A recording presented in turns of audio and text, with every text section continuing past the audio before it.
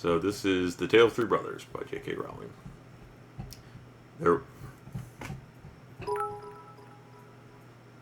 Maya, you gotta stop, honey. Nah, nah, nah, nah, nah, nah, nah, nah, nah, nah, nah.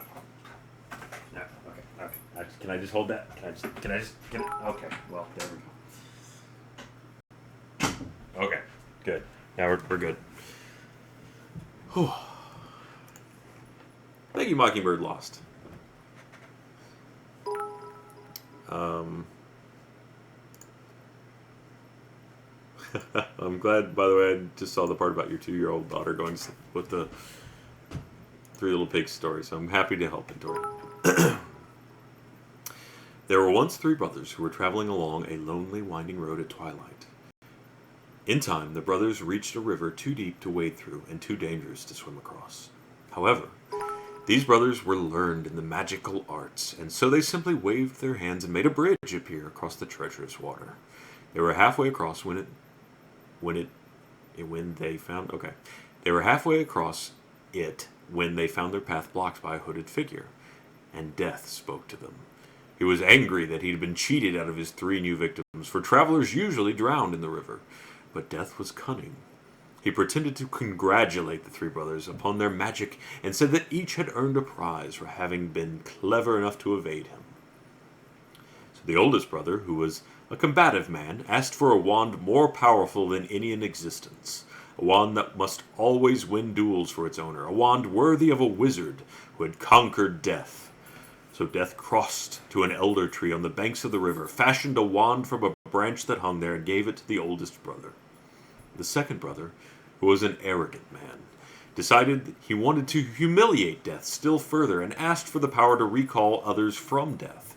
So Death picked up a stone from the riverbank and gave it to the second brother, and told him that the stone would have the power to bring back the dead. Thank you, Samar. Oh, thank you. Happy 18th birthday. And then Death asked the third and youngest brother what he would like. The youngest brother was the humblest and also the wisest of the brothers, and he did not trust Death. So he asked for something that would enable him to go forth from that place without being followed by Death. And Death, most unwillingly, handed over his own cloak of invisibility. Thank you, Lindsay. I did have a very good stream. Thank you. Then Death stood aside and allowed the three brothers to continue on their way, and they did so, talking with wonder of the adventure they had had, and admiring Death's gifts. In due course, the brothers separated, each for his own destination. The first brother traveled for a week or more and reached a distant village, sought out a fellow wizard with whom he had a quarrel. Naturally, with the elder wand as his weapon, he could not fail to win the duel that followed. Leaving his enemy dead upon the floor, the oldest brother proceeded to an inn, where he boasted loudly of the powerful wand he had snatched from death itself, and of how it made him invincible. That very night, another wizard crept upon the oldest brother as he lay, wine-sodden, upon his bed. The thief took the wand and, for good measure, slit the oldest brother's throat. And so Death took the first brother for his own. Meanwhile, the second brother journeyed to his own home, where he lived alone. Here he took out the stone that had the power to recall the dead and turned it thrice in his hand. To his amazement and his delight, the figure of the girl he had once hoped to marry before her untimely death appeared at once before him. Yet she was sad and cold and separated from him by a veil. Though she had returned to the mortal world, she did not truly belong there and suffered. Finally, the second brother, driven mad with hopeless longing, killed himself so as to truly join her. And so Death took the second brother for his own.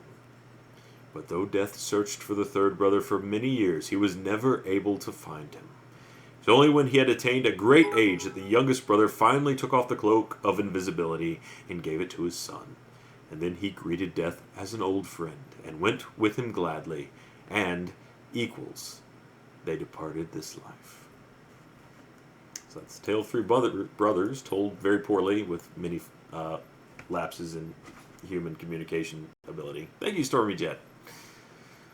Happy birthday to your friend Regina. I hope she had a wonderful one. And thank you all so much for being here. 100K. I'm going to put, hang on, wait. Just gotta, there it is. Hang on. Me. Just put it right there. Oh, you know.